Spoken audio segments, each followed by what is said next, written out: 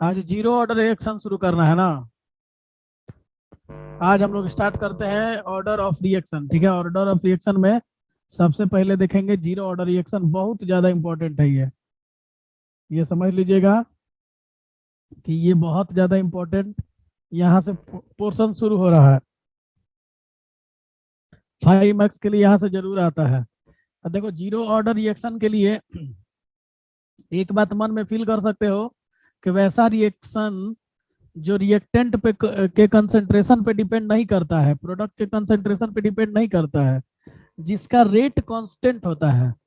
मतलब किसी के कंसंट्रेशन से जिस ऑर्डर को कोई मतलब नहीं है, वो जीरो ऑर्डर है।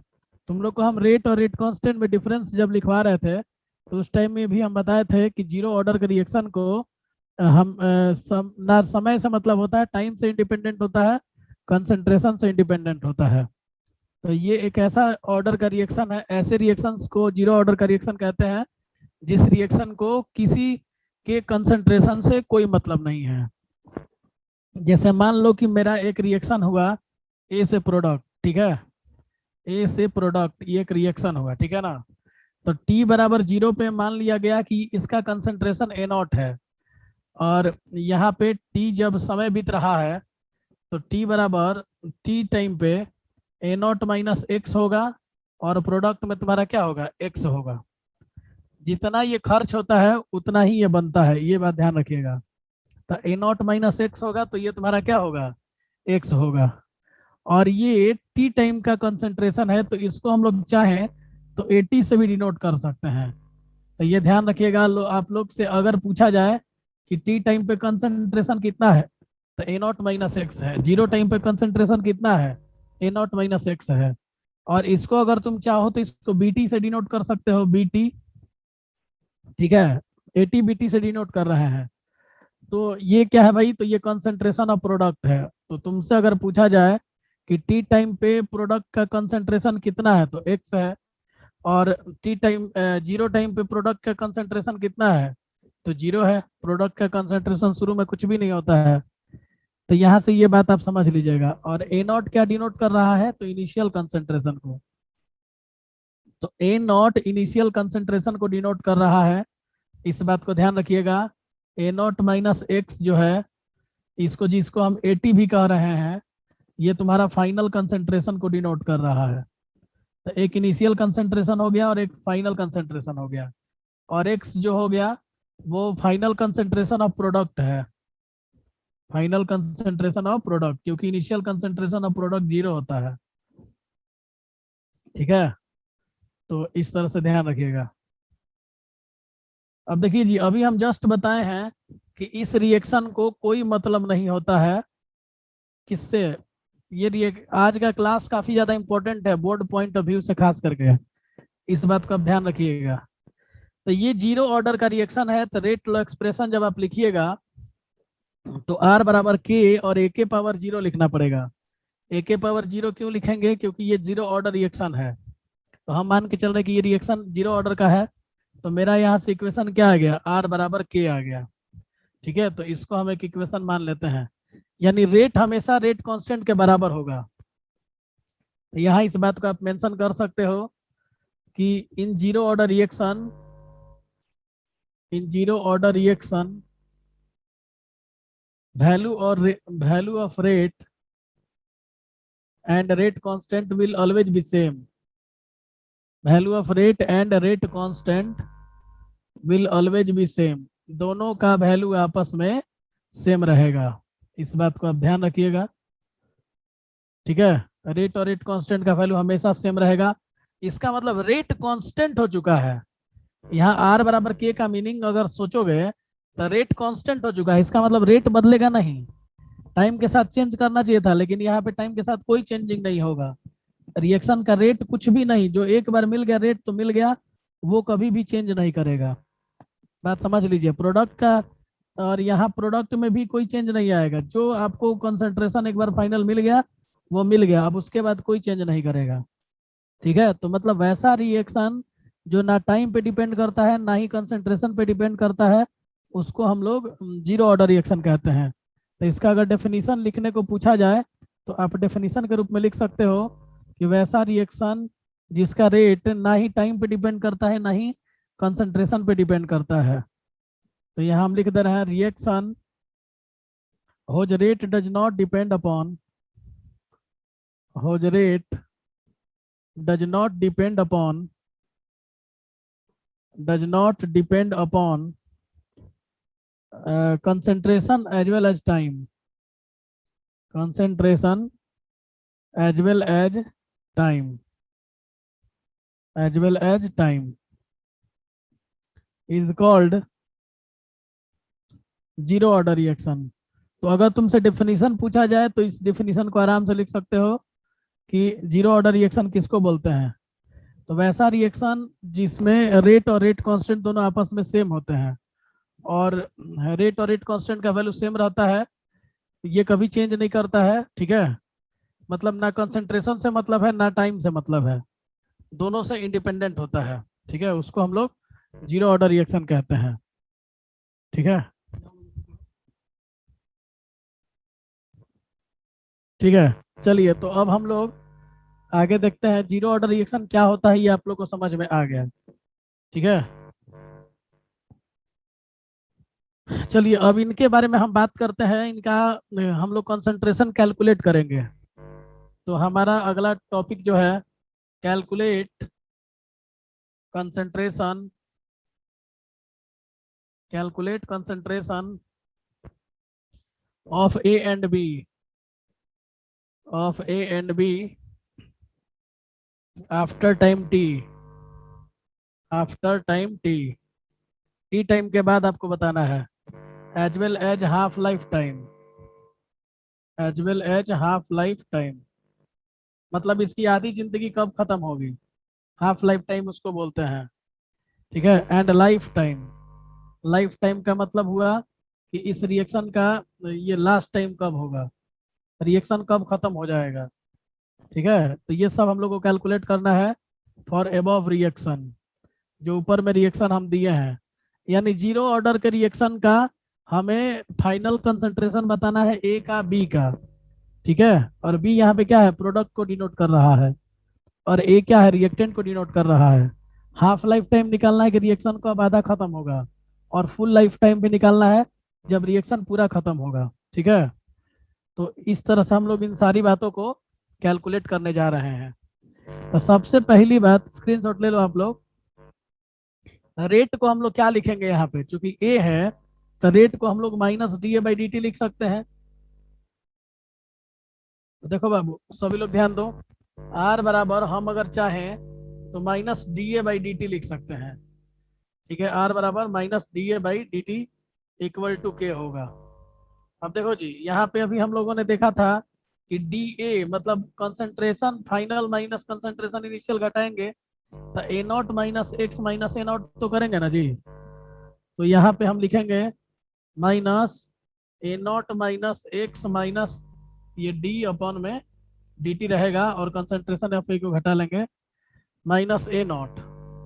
तो अब बताइए यहाँ पे ए नॉट से ए नॉट क्या हो जाएगा, कट जाएगा, और ये के बराबर होगा। तो क्या बच गया यहाँ से, तो d x by d t is equal to k हो गया। तो देखो जी आर बराबर ये होता है और ये इक्वल टू के होता है, तो यहाँ से मेरे पास इक्वेशन आ गया D x by d T बराबर के। तो हम लोग यहाँ क्या लिख सकते हैं, डी एक्स बराबर के डी टी, डी एक्स बराबर हम लोग लिख सकते हैं के डी टी। अब देखो जी डी एक्स का इंटीग्रेशन कर देंगे हम, और हम रखेंगे लिमिट जीरो से एक्स, और के डी टी में रखेंगे जीरो से टी। तो तुम लोग को सबको पता है, डिफ्रेंसिएशन पढ़ चुके हो, इंटीग्रेशन थोड़ा बहुत जानते होगे। dx का इंटीग्रेशन x होता है और लिमिट इसका जीरो से x दिया हुआ है, और के dt का इंटीग्रेशन t होता है, और इसका लिमिट जो है वो जीरो से t दिया हुआ है। तो अब हम लोग यहाँ पे रख सकते हैं x माइनस जीरो बराबर के इंटू टी माइनस जीरो, यानी x बराबर के टी। चलो जी, तो हमारा एक और रिलेशन आया x बराबर के टी, ध्यान रखना। तो यहाँ पे हम लोग अगर चाहें तो ये x जो आया था तो x बराबर के टी भी लिख सकते हैं, यानी अगर तुमसे फाइनल कंसंट्रेशन पूछा जाए प्रोडक्ट का तो वो के टी भी होगा। तो आज के बाद एक बात याद रखना कि जीरो ऑर्डर रिएक्शन में फाइनल कंसेंट्रेशन एक्स है तो केटी भी कह सकते हैं उसको। और वहीं अगर तुमसे पूछा जाए रिएक्टेंट का फाइनल कंसेंट्रेशन, तो तुम अभी देखे हो कि final concentration of reactant equal to क्या था बताओ? तो 80 था। और 80 किसके बराबर था? ए नॉट माइनस एक्स था, देख सकते हो लोग। 80 था और ए नॉट माइनस एक्स था, ये फाइनल कंसेंट्रेशन था। और एक्स का वैल्यू हम निकाल चुके हैं, तो A naught minus k T हो गया। ये तुम्हें एकदम ध्यान रखना है क्योंकि ये बार बार काम आएगा। ठीक है, तो A naught minus k T रहेगा, समझ लीजिएगा। और ए टी क्या डिनोट कर रहा है? फाइनल कंसेंट्रेशन ऑफ ए बता रहा है। ठीक है ना? और ये तुम्हारा एक्वस फेज में है, लेकिन क्योंकि ये किस फेज में है? In aqueous phase. क्योंकि कंसंट्रेशन लिया जा रहा है तो ये एक्वस फेज है। प्रेशर लिया जाएगा तो गैसियस फेज होगा। Aqueous phase, final concentration, final concentration of reactant. तो रिएक्टेंट का फाइनल कंसंट्रेशन दो तरीके से, ए नॉट माइनस एक्स और ए नॉट माइनस के टी। और वही तुमको प्रोडक्ट का हम बता चुके हैं। प्रोडक्ट का क्या आया है? एक्स आया है और या के टी आया है। तो उसको भी वर्ड्स में लिख दे रहे हैं, final concentration of product, final concentration of product equal to x. ठीक है, और is equal to k t लिख सकते हैं। अच्छा, गैसियस फेज में हम अगर लेते तो फाइनल कंसंट्रेशन क्या आता रिएक्टेंट का? Final concentration, sorry final pressure बोलना पड़ेगा, कंसंट्रेशन नहीं। तो यहाँ पे लिखेंगे हम लोग final pressure, final pressure in case of gaseous phase, case of gaseous phase of reactant. अब रिएक्टेंट का गैसियस फेज में अगर फाइनल प्रेशर पूछा जाए तुमसे, तो एकदम सेम टू सेम इस्तेमाल करना। वहाँ पीटी हो जाएगा, जो एटी है वहाँ पीटी हो जाएगा, और पी नॉट माइनस एक्स होगा, या P not minus k T हो जाएगा। तो याद रखना इस बात को कि पीटी बराबर पी नॉट माइनस और ये तुम्हारा के टी हो जाएगा। तो ये प्रेशर के फॉर्म में हो जाएगा। फाइनल प्रेशर निकालने का तरीका है, पी नॉट क्या है? इनिशियल प्रेशर है। पीटी जो है वो फाइनल प्रेशर है, और पी नॉट इनिशियल प्रेशर है। ध्यान रखना इस बात को, यहाँ लिख भी दे रहे हैं। पीटी जो है वो फाइनल प्रेशर है, और जो तुम्हारा पी नॉट है वो इनिशियल प्रेशर है, इनिशियल प्रेशर। ठीक है, तो ध्यान रखना इस बात को। और के जानते हो रेट कांस्टेंट, और टी जो है वो तुम्हारा टेम्परेचर है। तो ये सारी बातें आप लोग को क्लियर हो गया। ठीक है, तो ध्यान रखना इस बात को, स्क्रीनशॉट ले लो। अब इसके बाद हम लोग तो दो चीज हम लोग का आ चुका है, एक फाइनल कंसंट्रेशन ऑफ रिएक्टेंट और एक फाइनल कंसंट्रेशन ऑफ प्रोडक्ट। ये दोनों बातें हम कैलकुलेट कर चुके हैं। और याद रखना होगा ए नॉट माइनस के टी, ए नॉट माइनस एक्स, या एक्स बराबर के टी, या यहाँ पे के बराबर एक्स बाई टी भी लिख सकते हो। अब बताओ एक्स क्या है? तो ये खर्च हुआ अमाउंट है, और टी क्या है? टाइम है। तो चलो अब हम लोग लाइफ टाइम की गणना करेंगे कि कितना समय तक ये रिएक्शन चलेगा। लाइफ टाइम बोलते हैं मतलब इस रिएक्शन का टोटल लाइफ कितना है, कितने समय में ये कंप्लीट होगा।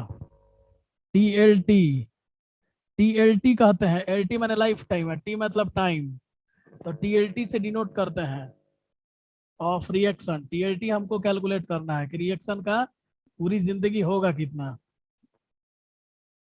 तो लाइफ टाइम, जैसे तुम लोग कभी कभी सुने होगे सिनेमा उनेमा में कि लाइफ टाइम अचीवमेंट अवार्ड दिया जाता है।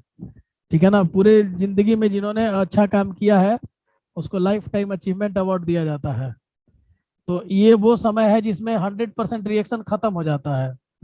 ठीक है, तो इसमें हम लिख सकते हैं कि दैट टाइम एट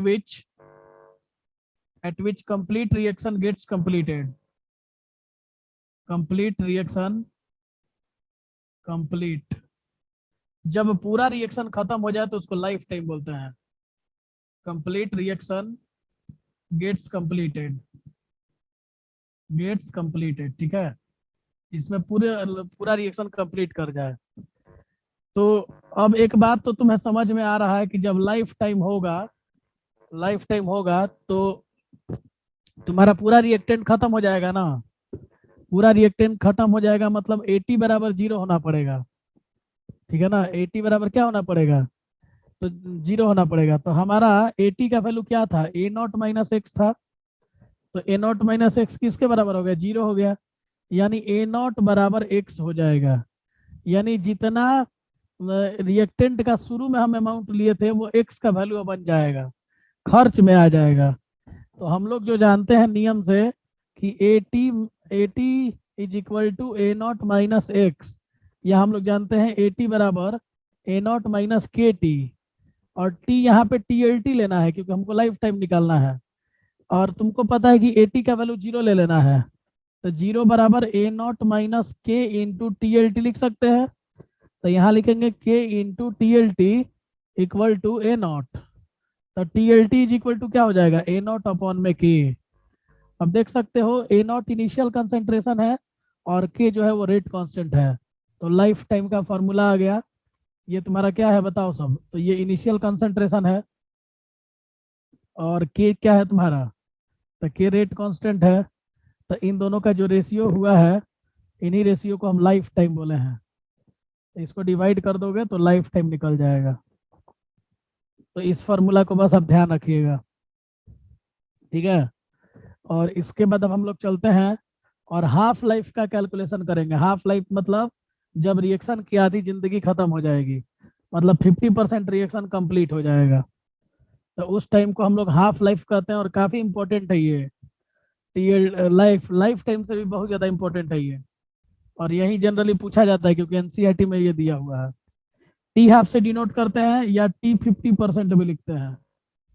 तो समझ में आ रहा है साफ साफ ऐसे ही कि 50% खर्च होगा, यानी 50% खत्म हो जाना चाहिए। तो लिख सकते हैं कि time at which half of the reactant gets completed, half of the reactant gets consumed, मतलब आधा खत्म हो जाए, गेट्स कंज्यूम्ड। तो आधा खत्म होगा तो ये तो तय बात है कि आधा ही बनेगा, क्योंकि जितना खर्च होता है उतना ही बनता है, ठीक है। तो हम लोग एक बात लिख सकते हैं कि at T half A T बराबर ए नॉट बाई टू हो जाएगा। आधा खर्च होगा आधा बचेगा, समझ में आ रहा है जी। तो अभी हम लोग रिलेशन देखे थे ना कि A t is equal to होता है ए नॉट माइनस एक्स, या फिर A t is equal to होता है A naught minus k t. और ए टी का वैल्यू हम लोग ए नॉट बाई टू निकाल चुके हैं, तो वहां रख दिया जाए। तो A naught by two is equal to A naught minus K into T के जगह टी हाफ कर दें क्योंकि टी हाफ निकालना हमको, और टी हाफ पे ही ए नॉट बाई टू होता है। तो क्या लिखेंगे, के टी हाफ को इधर भेज दो, तो k t half is equal to A naught minus A naught by two. तो दोनों का एलसीएम 2 हो जाएगा और 2a0 माइनस ए नॉट हो जाएगा। तो ये क्या बच गया तुम्हारा, ए नॉट बाई टू हो जाएगा। तो के टी हाफ बराबर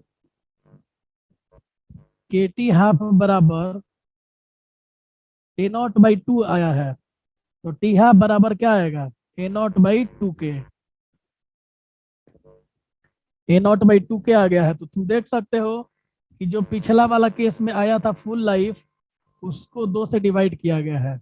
देखो यहाँ ए नॉट बाई के आया था और यहाँ ए नॉट बाई टू के आ रहा है, ठीक है। तो ये तुम्हारा हाफ लाइफ होता है, इस बात को आप ध्यान रखिएगा, ठीक है। तो half life of this reaction is a naught by to के, और ये काफी ज्यादा इंपॉर्टेंट है। और तुम देख रहे हो कि इनिशियल कंसंट्रेशन पे फुल लाइफ भी डिपेंड कर रहा है और हाफ लाइफ भी डिपेंड कर रहा है। तो इस बात को आपको ध्यान रखना होगा। हाँ डायरेक्ट आधा भी कर देंगे तो सही है, लेकिन एग्जाम में हाफ लाइफ कैलकुलेट करने के लिए आता है, तो तुमको इस पूरे मेथड से दिखाना होगा एग्जाम में, ठीक है। हाफ लाइफ का कैलकुलेशन वेरी वेरी इंपॉर्टेंट है बोर्ड एग्जाम्स के लिए, ठीक है। तो ये पूरे मेथड से आपको बनाना होगा। फुल लाइफ नहीं आता है लेकिन हाफ लाइफ आता है। ठीक है, स्क्रीनशॉट ले लो सब। और इसमें एक बात हम लिख सकते हैं कि ये तुम्हारा मतलब इनिशियल कंसंट्रेशन पे डिपेंड करता है। यहाँ पे हम लिख दे रहे हैं नोट करके कि half life and full life, half life and full, ये ऑब्जेक्टिव के लिए इंपॉर्टेंट पॉइंट हो गया। Half life and full life of zero order reaction, zero order reaction depends upon initial concentration. अब ये ऑप्शन दे देगा कि कौन इनिशियल कंसंट्रेशन पे डिपेंड करता है, zero order, first order, second order, ऐसे करके दे देगा। तो उसमें तुम्हें ध्यान रखना होगा कि इनिशियल कंसंट्रेशन पे केवल जीरो ऑर्डर डिपेंड करता है। ठीक है, ये ध्यान रखिएगा। अच्छा, रेट टाइम के साथ कम हो जाता है, ठीक है ना, लेकिन यहाँ पे रेट जो है वो कांस्टेंट है, हम तुम लोग को शुरू में ही समझा दिए थे। टाइम के साथ घटता है लेकिन यहाँ टाइम के साथ भी रेट नहीं घटेगा, समझ गए। इसका मतलब क्या है कि रिएक्स, अच्छा देखो एक बात बहुत ही अच्छा इसमें समझाने वाला है तुमको कि जितना तुम्हारा समय, मान लो कि 10% रिएक्शन शुरू हुआ, तो जनरली क्या सोचते हैं हम लोग कि शुरू में रिएक्शन का रेट फास्ट होगा क्योंकि कंसंट्रेशन ज़्यादा है, लेकिन जैसे जैसे समय बीतेगा रेट कम होते जाएगा, ऐसा हम लोग सोचते हैं।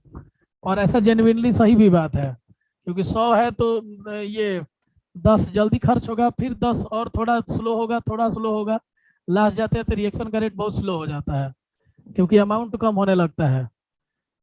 ठीक है ना, लेकिन यहाँ पे हाँ डिराइव करना होगा एग्जाम में, हम पहले ही बोले हैं। जीरो ऑर्डर को आप लोग 2-3 बार प्रैक्टिस कर लीजिएगा, ये कई बार पूछ चुका है, एक दो बार नहीं, बहुत बार पूछा है। ठीक है, तो जो हम बोले कि ये इम्पोर्टेंट है, ये पूछता है, उसको जरूर 2-4 बार प्रैक्टिस कर लिया कीजिए आप लोग। तो इसमें एक स्पेशल प्रॉपर्टी ये है कि अगर शुरू का 10% जितना टाइम लेता है तो लास्ट का 10% भी उतना ही टाइम लेगा। अब जैसे फर्स्ट ऑर्डर रिएक्शन पढ़ाएंगे तो उसमें कहानी कुछ और ही होगा, पहला 10% में अलग टाइम लगेगा, दूसरे 10% में अलग टाइम लगेगा, तीसरे 10% में अलग टाइम लगेगा। लेकिन इस रिएक्शन की खासियत है, जीरो ऑर्डर का खासियत है कि पहले 10% को जितना समय लगेगा, दूसरे भी 10% को उतना ही टाइम लगेगा, तीसरे भी 10% को उतना ही टाइम लगेगा, यानी लास्ट के भी 10% को उतना ही समय लगेगा, समझ गए।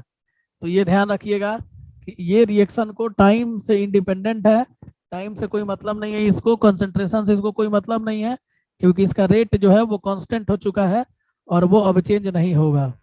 तो इसीलिए इसका ये स्पेशल प्रॉपर्टी है। और तुम इसीलिए देख पा रहे हो कि इसका जो फुल लाइफ आया है और इसका जो हाफ लाइफ आया है उसमें आराम से तुमने आधा कर दिया है। यहाँ पे फुल लाइफ से आधा लाइफ को आधा क्यों कर दिए, क्योंकि 50% को जितना खर्च होने में टाइम लगेगा उतना ही अगले 50% को होने में टाइम लगेगा, यानी टाइम से ये इंडिपेंडेंट होता है, इसको टाइम से कोई मतलब नहीं नहीं है। ठीक है, तो ये बात को आप लोग ध्यान रखिएगा, इस बात को आप मेंशन भी कहीं भी कर सकते हो, ये एक स्पेशल प्रॉपर्टी है, हम ही लिख देते हैं, छोड़िए। ये time taken, time taken to complete starting 10% of the reaction, starting 10% of the reaction will be equal to, ये इसी में होगा खाली, will be equal to to complete last 10% of the reaction, last 10% of the reaction। तो इस बात को आपको ध्यान रखना है कि लास्ट के 10% को खर्च होने में उतना ही समय लगेगा जितना शुरू का 10% को खर्च होने में लगेगा। और ये एक स्पेशल प्रॉपर्टी है, तो यहाँ हम लिख भी दे रहे हैं स्पेशल प्रॉपर्टी, ध्यान रखना होगा तुम लोग को। और वजह तुम लोग जानते हो, टाइम से इंडिपेंडेंट होता है, टाइम से इसको कोई मतलब ही नहीं है, इसका रेट एक बार कांस्टेंट हो गया तो कांस्टेंट हो गया। अब चलिए, अब हम लोग इसका डिग्री ऑफ डिसोसिएशन कैलकुलेट करेंगे। डिग्री ऑफ डिसोसिएशन आप जानते हैं, ठीक है, डिग्री ऑफ डिसोसिएशन आप लोग को पता है, कैलकुलेट किए हैं। इसको अल्फा से डिनोट करते हैं। और जो बच्चे नहीं जानते हो तो बहुत टफ चीज नहीं है, इसका फॉर्मूला होता है मोल डिसोसिएटेड, मोल्स डिसोसिएटेड अपॉन में इनिशियल मोल्स। जितना मोल डिसोसिएट हुआ है उसको इनिशियल मोल से डिवाइड कर दो तो ये अल्फा हो जाता है। तो यहाँ से हमारा फॉर्मूला क्या बन गया, अल्फा बराबर एक्स अपॉन में ए नॉट, क्योंकि मेरा डिसोसिएटेड मोल एक्स था और एक्स का वैल्यू क्या आया था, के टी आया था, तो k T by A not. समझ गए? तो इस बात को आप ध्यान रखिएगा। अच्छा एक बात बताओ कि हमारा फॉर्मूला आ गया अल्फा बराबर के टी अपॉन में ए नॉट। और अच्छा ये बताओ कि अल्फा की मैक्सिमम वैल्यू कितनी होती है। तो सभी बच्चों को पता होना चाहिए कि अल्फा का मैक्सिमम वैल्यू 1 होता है। Alpha max should be 1, maximum value of alpha should not be greater than 1, ये 1 से कभी ज्यादा नहीं हो सकता है। तो अगर अल्फा का वैल्यू 1 हो रहा है इसका मतलब रिएक्शन 100% कंप्लीटली खत्म हो चुका है, क्योंकि डिग्री ऑफ डिसोसिएशन 1 होने का मतलब कि रिएक्शन 100% कंप्लीट हो गया। तो अगर अल्फा 1 हो गया तो के इनटू, और कह रहे हैं कि रिएक्शन खत्म हो जाए मतलब लाइफ टाइम ना हो जाएगा, तो टी को हम टी एल टी लिख सकते हैं और अपॉन में ए नॉट। तो यहाँ से हमारा क्या हो गया, ए नॉट चला गया लेफ्ट साइड में, अपॉन में के बराबर टी एल टी। तो तुम देख सकते हो कि टी एल टी जो है वो हमारा ए नॉट बाई के आ गया, और यहाँ से भी हमने ये बात को प्रूफ कर दिया।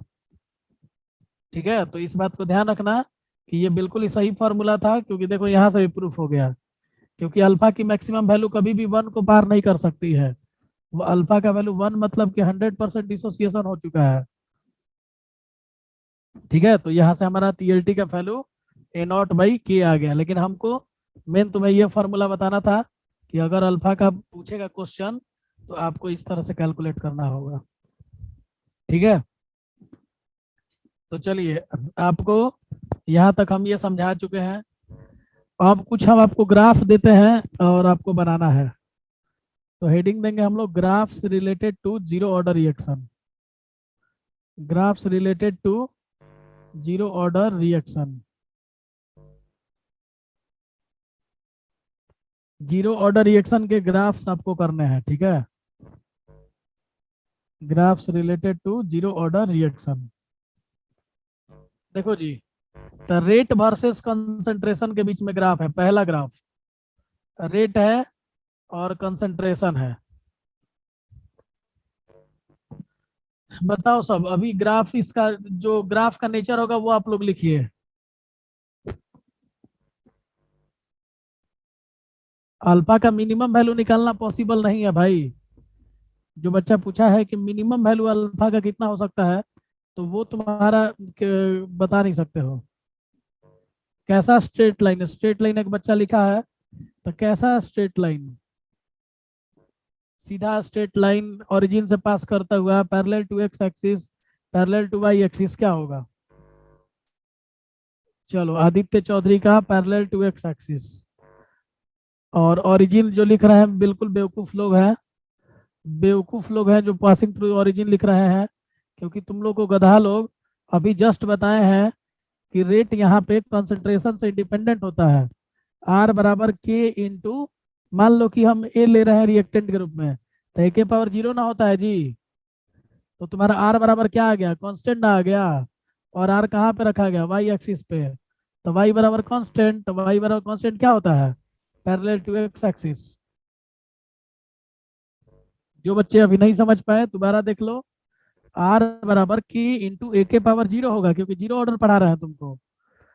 अब बताओ ए के पावर 0 मैंने वैल्यू 1 हो गया, तो 1 हो गया तो कंसंट्रेशन तो गायब ना हो गया।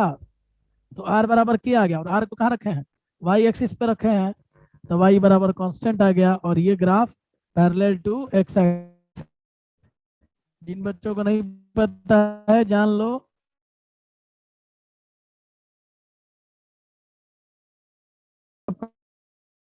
और पैरेलल टू एक्स एक्सिस ऐसा ही दिखाया जाता है, क्योंकि ये आपका एक्स एक्सिस है और पैरेलल लाइन दिखाना है, तो ये पैरेलल हो जाएगा।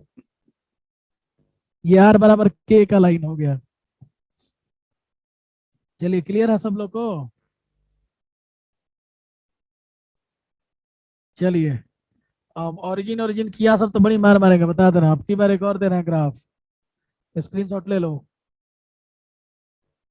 देखो जी, रेट वर्सेस टाइम का बताना है ग्राफ। इधर में रेट है और इधर में टाइम है। अभी लिखिए जल्दी से अच्छे से, गलत सलत मत लिखना।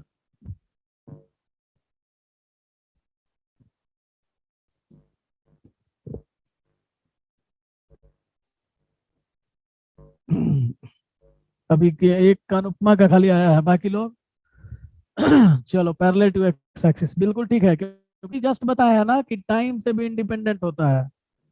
जीरो ऑर्डर का जो रेट होता है, आर बराबर के इंटू ए के पावर जीरो जब हो गया तो आर बराबर के आ गया, तो रेट कांस्टेंट के ना बराबर हो गया जी। तो ये कांस्टेंट जब हो गया तो ये चेंज थोड़ी करेगा, माने रेट का वैल्यू कांस्टेंट हो गया। यानी ये तुम्हारा ये फिर से वही कहानी, क्योंकि टाइम से भी इंडिपेंडेंट होता है। तो ये दोनों ग्राफ को दिमाग में सेट कर लीजिए कि आर बराबर के होगा और पैरेलल टू एक्स एक्सिस होगा। ठीक है, चलिए, तो ये दो ग्राफ तो बहुत ही सिंपल था।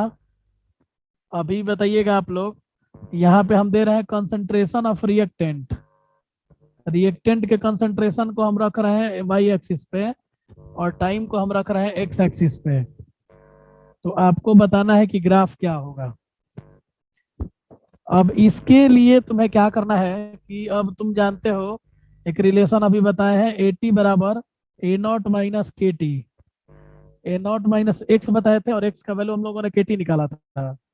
अब कंसंट्रेशन ऑफ रिएक्टेंट को तो एटी से ही डिनोट करते हैं ना, तो ये वाई एक्सिस पे रखा गया है, A naught minus K into time को एक्स पे रखा गया है।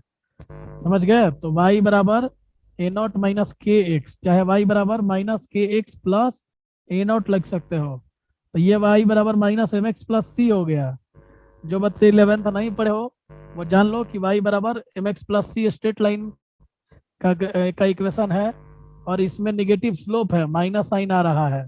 तो ग्राफ मेरा कुछ इस तरीके का होगा, और ये तुम्हारा निगेटिव स्लोप को दिखा रहा है, इसका वैल्यू माइनस के है। समझ गए? तो इस तरह से ध्यान रखिएगा कि इसका स्लोप माइनस के हो जाएगा। ठीक है। एक्स में टच क्यों नहीं होगा? एक लड़की का क्वेश्चन है कि एक्स में टच क्यों नहीं होगा। एक्स में टच होने का मतलब है कि रिएक्टेंट का कंसंट्रेशन जीरो हो जाना। तो टच होगा, कोई दिक्कत नहीं है, टच कराओगे लोग। अगर ये मान लो कि यहाँ पे आके टच करता है, इसका मतलब वाई एक्सिस जीरो होगा। तो वाई एक्सिस जीरो होगा मतलब रिएक्टेंट का कंसंट्रेशन जीरो हो जाएगा, मतलब ये टीएलटी को डिनोट करेगा। अगर टच करेगा तो ये लाइफ टाइम को डिनोट करेगा, यहाँ पे रिएक्शन खत्म हो जाएगा। ठीक है, अगर आप इसको मिलाते हो तो मिला दो, कोई प्रॉब्लम नहीं है। फिर भी हमारा स्लोप तो वही रहेगा, स्लोप एक लाइन का एक ही रहता है, वो चेंज नहीं करता है। तो ध्यान रखना इस बात को कि यहाँ पे आकर के ये ग्राफ को टच कर जाएगा, ये लाइन को टच करेगा, और ये लाइफ टाइम कहलाएगा, क्योंकि यहाँ पे कंसंट्रेशन ऑफ रिएक्टेंट जीरो होगा, और रिएक्टेंट जब खत्म हो जाता है तो उसको लाइफ टाइम कहा जाता है। ठीक है, चलिए, ये बहुत ही आसान दे रहा है ग्राफ आप लोग को, concentration of product versus time. ये सबसे बनना चाहिए भाई, ये नहीं बनाओगे तो बहुत बेकार है पढ़ाई करना। और टाइम के बीच में ग्राफ है, बताओ जल्दी,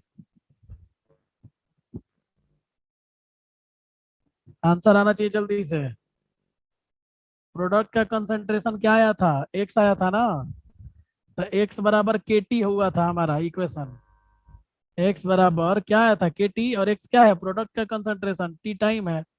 तो एक्स को वाई एक्सिस पे रखा गया है और टाइम को एक्स एक्सिस पे। वाई बराबर के एक्स, यानी वाई बराबर एम एक्स हो गया, straight line passing through the origin, और ओरिजिन से भी टच करके जाएगा, क्योंकि शुरुआत में तो प्रोडक्ट का कंसंट्रेशन जीरो होता है और समय के साथ बढ़ता जाता है।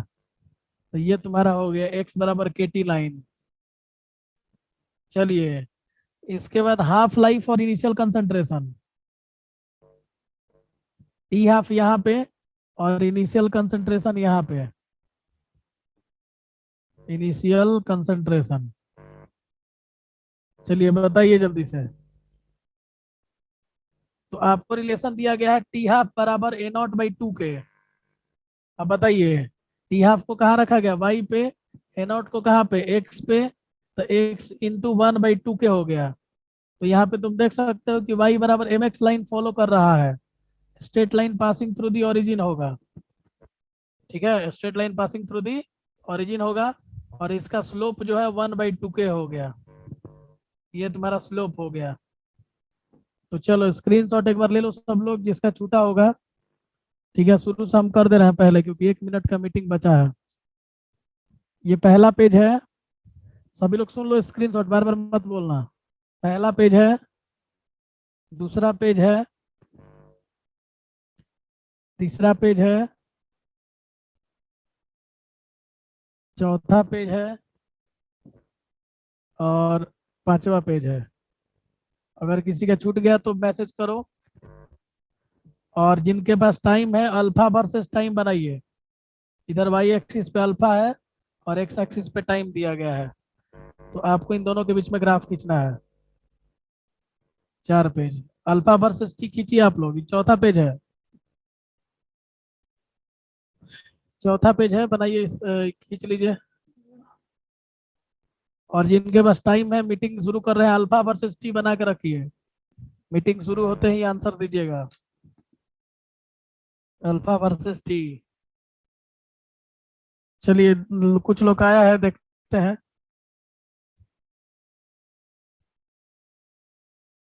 वाई बराबर एक्स, चलिए देख लेते हैं, देख लेते हैं जिनका सही है कि गलत है। हम आपको अभी दिए थे अल्फा वर्सेस टाइम का ग्राफ खींचने के लिए। सभी बच्चे एकदम ध्यान से सुनेंगे, अल्फा वर्सेस टाइम के बीच में ग्राफ खींचने के लिए। अल्फा डीओडी होता है, डिग्री ऑफ डिसोसिएशन। ठीक है,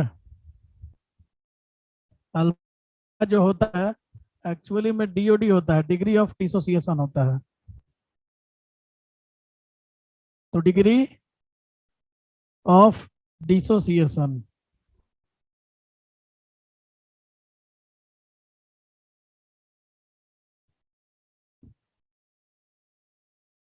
डिग्री ऑफ डिसोसिएशन, ठीक है, शॉर्टकट में डीओडी बोलते हैं, और इधर में आपका टाइम बोलते हैं। ठीक है जी।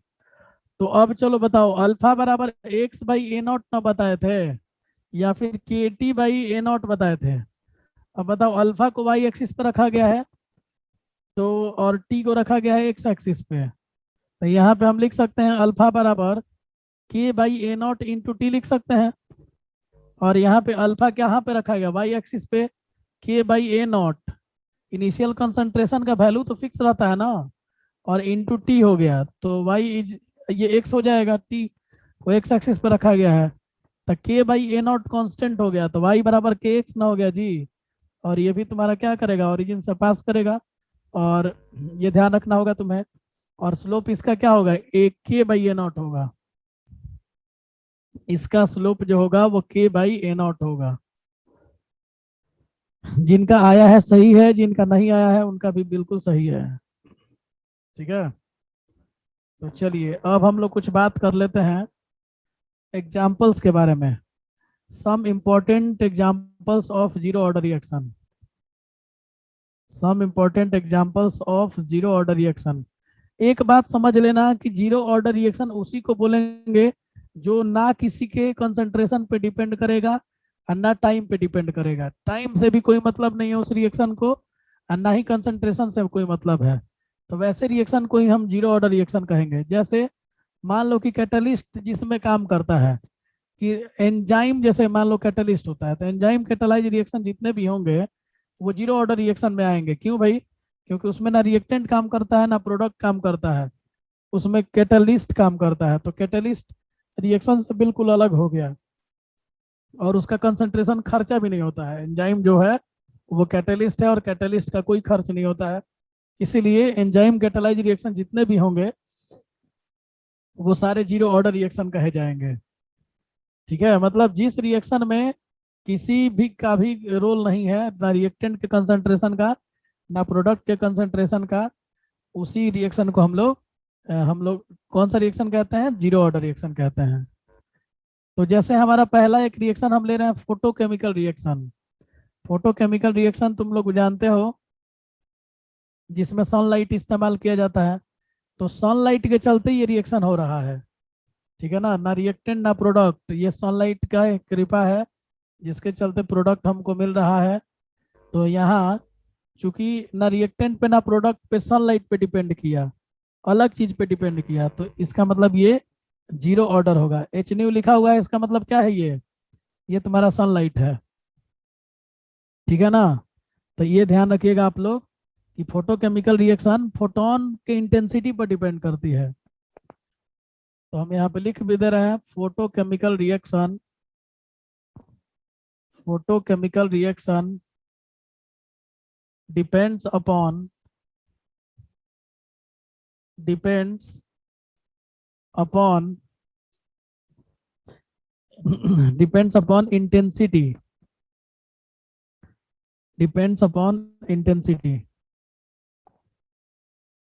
Upon intensity of photon. Photon कितना वो दे रहा है, कितने फोटोन की एनर्जी दे रहा है, इस पे डिपेंड करता है। और इंटेंसिटी क्या होता है, ये आप लोग 11th में पढ़ाए थे। कितना फोटोन एक यूनिट एरिया पर गिरता है, उसी को इंटेंसिटी कहा जाता है। नंबर ऑफ फोटॉन्स, ये भी लिख दे रहे हैं, काम करेगा आप लोग को। Falling, number of photons falling per unit area, per unit time, per unit area, per unit time is called, is called intensity. तो इंटेंसिटी इसको कहा जाता है, कितने फोटोन कितने ये कितने टाइम में, यूनिट टाइम में गिरेगा, ठीक है ना। नंबर ऑफ फोटोन जो कि यूनिट एरिया में, यूनिट टाइम में गिरता है, ठीक है, इसी को इंटेंसिटी कहा जाता है। और फोटोन के इंटेंसिटी पे ही फोटोकेमिकल रिएक्शन डिपेंड करता है। तो रिएक्टेंट प्रोडक्ट पे डिपेंड नहीं कर रहा है, वो फोटोन के इंटेंसिटी पे डिपेंड कर रहा है। तो इसीलिए हम इसको बोल रहे हैं कि ये जीरो ऑर्डर रिएक्शन है। तो यहाँ पे हम इसका रेट लॉ भी देखे हुए हैं हम लोग। H2 के पावर जीरो होता है, Cl2 के पावर जीरो होता है। तो अगर दोनों का पावर जीरो है, इसका मतलब क्या है कि ना इस पे डिपेंड किया ना इसके, क्योंकि इसका भी वैल्यू वन हो जाएगा और इसका भी वैल्यू वन हो जाएगा, और अल्टीमेटली मेरा रेट क्या बचेगा, के बचेगा। तो इसलिए ये मेरा कैसा रिएक्शन है, तो ये जीरो ऑर्डर का रिएक्शन है। चलिए, तो ध्यान रखिएगा इस बात को। किसी को कोई दिक्कत है तो पूछो सब। तो वो पूछा जा सकता है कि ये जीरो ऑर्डर का रिएक्शन है, कैसे प्रूफ करोगे, तो बोलोगे कि यहाँ पे जीरो ऑर्डर का रिएक्शन इसलिए है क्योंकि H2Cl2 पर रिएक्शन का रेट डिपेंड नहीं कर रहा है, ठीक है। ये रिएक्शन का रेट डिपेंड कर रहा है इंटेंसिटी ऑफ फोटोन पे, और फोटोन के इंटेंसिटी पे डिपेंड कर रहा है, इसीलिए उसको इन रिएक्टेंट प्रोडक्ट के कंसंट्रेशन से कोई मतलब नहीं है, ठीक है। तो ये जीरो ऑर्डर रिएक्शन है।